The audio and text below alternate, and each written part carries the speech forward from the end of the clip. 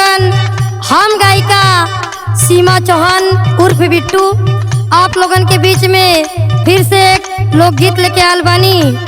हमरे कवि जी बड़ा बढ़िया बात लिखना ये जमाना के देख के। कैसे मास्टर साहब?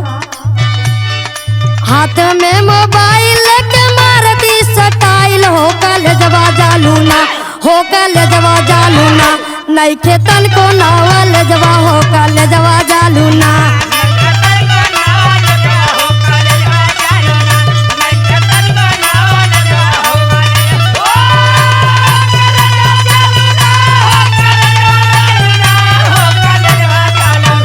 नहीं खेतन को नावल जवा, हो कल जवा जालूना।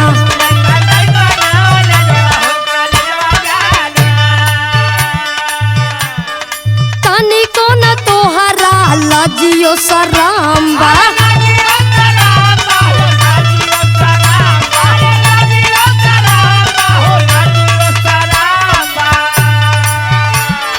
पगड़ी बचैबू बाबू माई के भरम्बा।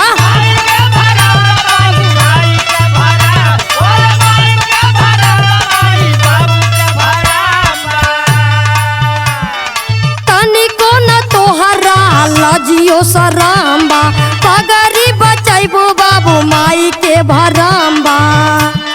निमन निमन बात नहीं होला पर हे जवा कल जवा जालूना, हो कल जवा जालूना, नहीं खेतन को नावल जवा, हो कल जवा जालूना।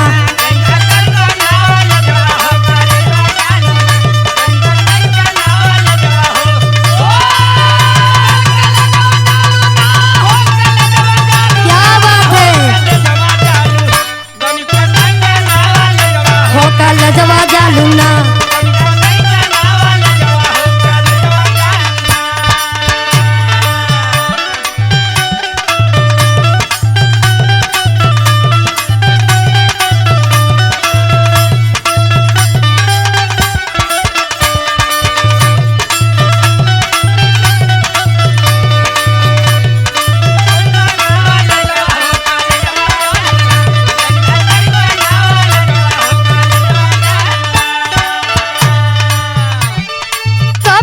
पर दिला वाला लागल कवरवा,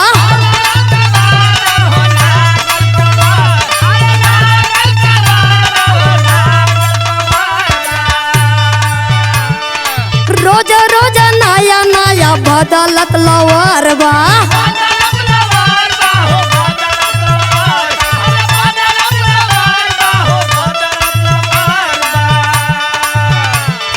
कपिया पर दिला वाला लागल कवरवा, रोज रोज नया नया बदलत लवरवा। आ जागी जागी रात भर करेलू माया से जवा कल जवा जालूना, हो कल जवा जालूना, नहीं खेतन को नावल जवा, हो कल जवा जालूना।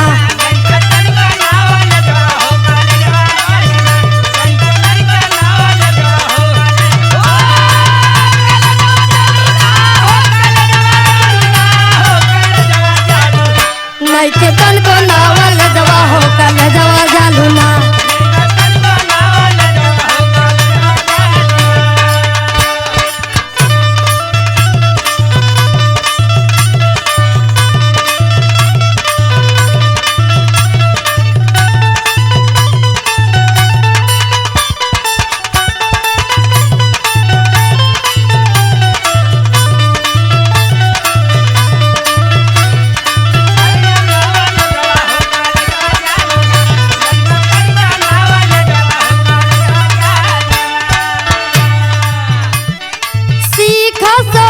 कमलेश कहत बीरू बाला बा,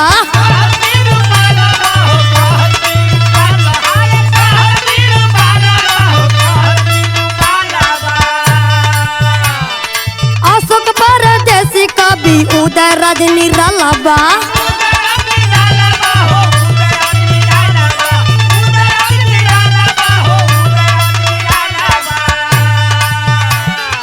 सीखा सहुरवा कमलेश कहत बीरू बाला बा, अशोक परदेसी कवि उदय रजनी रलाबा।